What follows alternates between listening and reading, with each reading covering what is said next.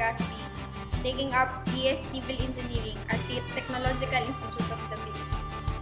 Nandito ako sa harapan nyo ngayon para magbigay inspirasyon sa bawat kabataan na napapanood ng aking video.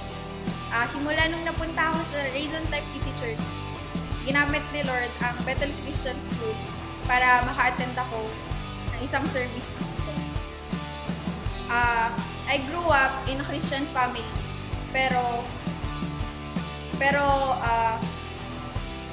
hindi ko masyadong naipamuhay yung mga kailangan kong ipamuhay bilang Kristiyanong kabataan. Pero now, first year high school, I started to attend this church because of my friends, and napakalaki ng ginawa ng Lord sa buhay ko. Simula nung nag-aral ako dito, mas naging prioritize ko yung pag-aaral ko. Mas naintindihan ko yung duty ko as a youth Christian, and naintindihan ko yung mandate para sa akin ni Lord. Nung encounter ako kay Lord noon, before, sobrang galit ko sa tunay kong tatay because I grew up na binaliwala ako ng totoong tatay. Then, nung nag-EJR ako, dun ko na tutunan na papatawad ko siya. And then after that, mas gumaan yung feeling ko, and then mas naranasan ko pa yung blessings ng Lord sa buhay ko. And then, after that, they encouraged me to start my ministry here in our church. I started to be a backup singer, and after that, when I continue my ministry, naging song leader na rin ako, and then mas na-encourage pa akong mag-serve kay Lord.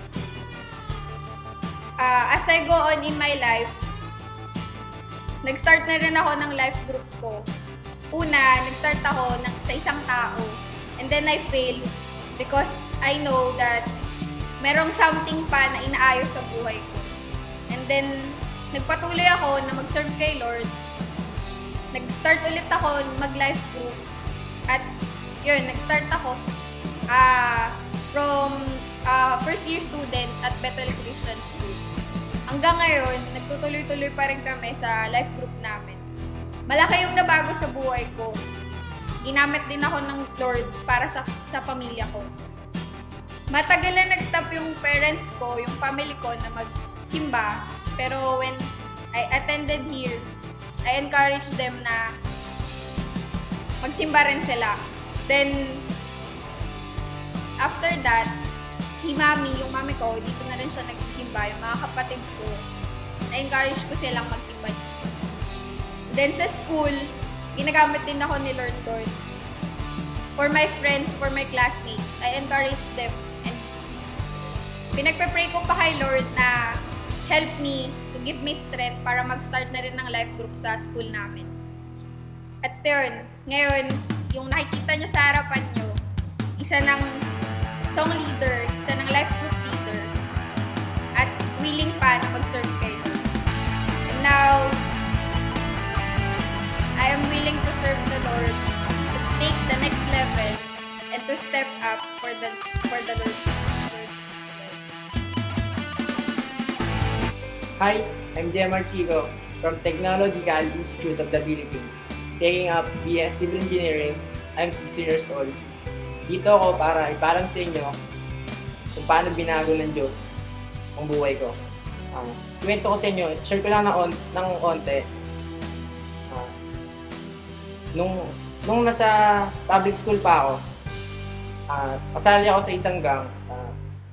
Yung feeling ko nun, para lang para may kaibigan, ganun. Kasi parang lahat ng kaibigan ko kasali doon. Parang napasali rin ako. Pero wala man akong bisyo. Kahit basta napasali lang ako. Pero yung loob ko, hindi naman talaga ako masaya sa ginawa ko na yun. Tapos dumating yung time na yung nasali akong gang, nagkaroon ng kaaway na mabigat. Ang mangyari, ako yung nagantihan nila ako lang mag-isa, lahat sila napalibutan ako. Tapos dahil sa nangyari na yun, napalipat ako. Sabi sa akin doon na lumipat na daw ako ng school para sa safety ko. Kasi masyado raw delikado, baka daw kung ano pa mangyari sa akin. Doon ko na-realize na doon ako nagsisi na kung bakit pa ako sumali doon, anong napala ako, wala. Dahil doon, pagalitan ako, lahat. Grabe, yung pakiramdam na parang sa ginawa mo na yun, parang masisira yung buhay mo dahil sa ganggang na yan, sa mga walang kakwenta-kwentang bagay na wala ka namang makukuha. Napunta ako dito sa Regent Life City Church dahil sa Bethel Christian School. Dito ako lumipat. Nung lumipat ako dito, yung loob ko parang di ko pa rin matanggap na napalipat ako ng school dahil dun sa nagawa kong mali, dahil sa sumali ako ng gang.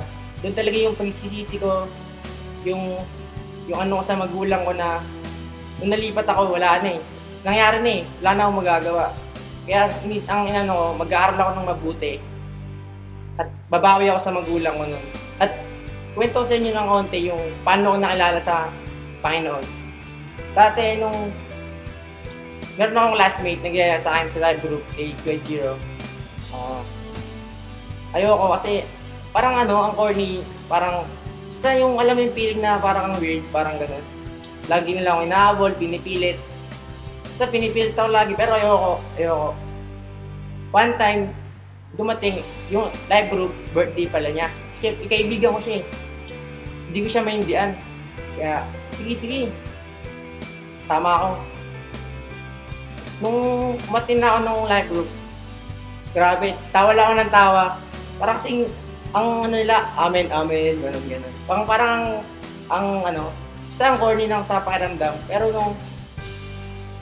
nung dumating yung time din na parang kinausap ako ng Panginoon, parang tinatamaan ako sa mga salita ng Diyos. Sabi nga nila pag tinamahan ka daw sa word, sa sermon, yun yung oras na kinakausap ko ng Panginoon.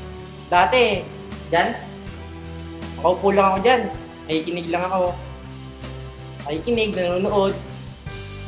Wala lang, dyan lang minsan, umatin lang, dyan lang, nakikinig, nanonood. Parang wala lang, pagtapos, labas, ulit, attain, ganun. Yun nga, simula nung sinasap ako ng Lord, parang nagkaroon ako ng yung eager ko na, yung passion na, pas gusto ko pang maalala si Lord at gusto kong gamitin niya ako ng lubusan. At ngayon, isa na ako sa mga dito tumutugtog. At ngayon, mayroon akong live group sa school ko, sa EIP. Ang laki talaga ng pinagbago na buhay ko. Being a member of Regent Life, I'm experiencing abundant and common favor upon to my life. And kaya kayo, maglingkod na rin kayo sa Panginoon. At mag-isip-isip na kayo kung gusto niyo rin maranasan yung naranasan ko na pagpapala, blessings, grabe. Yung talaga yung ni Lord, yung presence ni Lord, yung favor na pagkagaling sa Diyos, paggamit na kayo sa Panginoon. Basta, ito lang ang masabi ko. All things are possible through Christ. Basta, kung gusto nyo maranasan yung mga imposibleng bagay, so, magpagamit ka sa Panginoon at isuko mo sa Kanya lahat at siguradong hindi ka niya papabayaan. I'm Jemar Chico. Now, I'm ready to the next level to step up to the God's glory. Thank you and God bless you all.